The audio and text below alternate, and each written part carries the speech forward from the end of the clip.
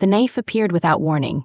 One moment I was ordering a slice of apple pie from the waitress, and the next there was a flash of silver slicing through the dim light of the Rusty Spoon, the small-town diner I visited every Thursday.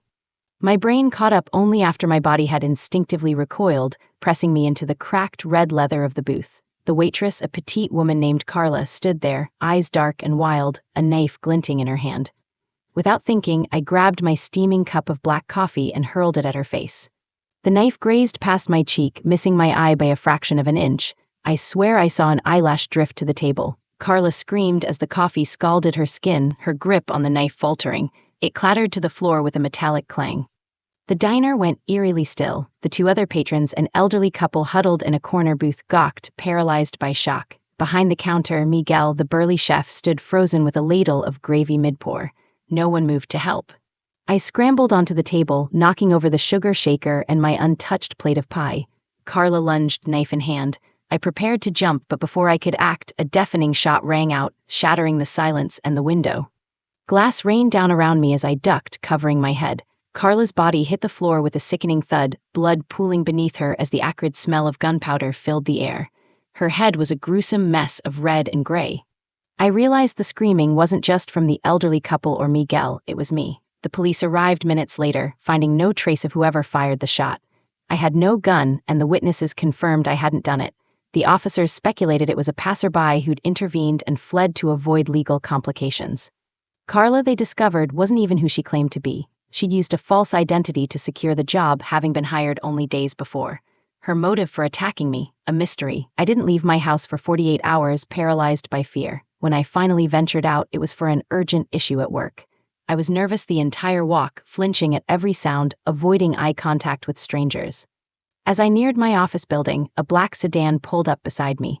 I was so relieved to be steps away from safety that I didn't notice the window rolling down or the barrel of a gun aimed directly at me, until another car slammed into the sedan's rear bumper. The shot went wide, the bullet striking the building behind me. The driver of the second car saved my life, but before I could process what was happening, another shot rang out.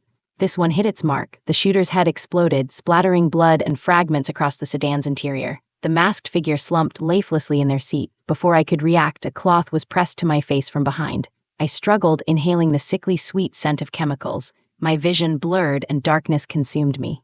I woke up groggy in a pitch-black room. My head pounded and my mouth was dry as sandpaper. A voice, mechanical and distorted, broke the silence. "You're safe here. Stay calm. This is for your protection." Protection from what or whom? I tried to demand answers, but my voice was hoarse and uncooperative. The room reeked of disinfectant and damp earth. Time became meaningless. Meals were slid through a slot in the door, accompanied by brief bursts of light, just long enough for me to eat, but I stopped eating after the 9th meal. Hunger gnawed at me, but I couldn't stomach the idea of cooperating with my captors. I overheard a heated argument outside the door days later. "She's the mother of the butcher," a man growled. "If we let her go, she's as good as dead." "That's not her fault," a woman snapped. "She's innocent. Killing her will destroy the timeline." I wasn't anyone's mother, let alone the parent of someone called the butcher. My captors were clearly delusional. Eventually, they released me, warning me to stay cautious. Weak and disoriented, I stumbled into the sunlight. The world felt foreign, each sound a threat. I reported the incident to the police, but their investigation turned up nothing. That night, after a week of nausea and unease, I finally took a pregnancy test. My hands trembled as I stared at the result. 2 lines. The butcher's mother, I wasn't now, but maybe I would be.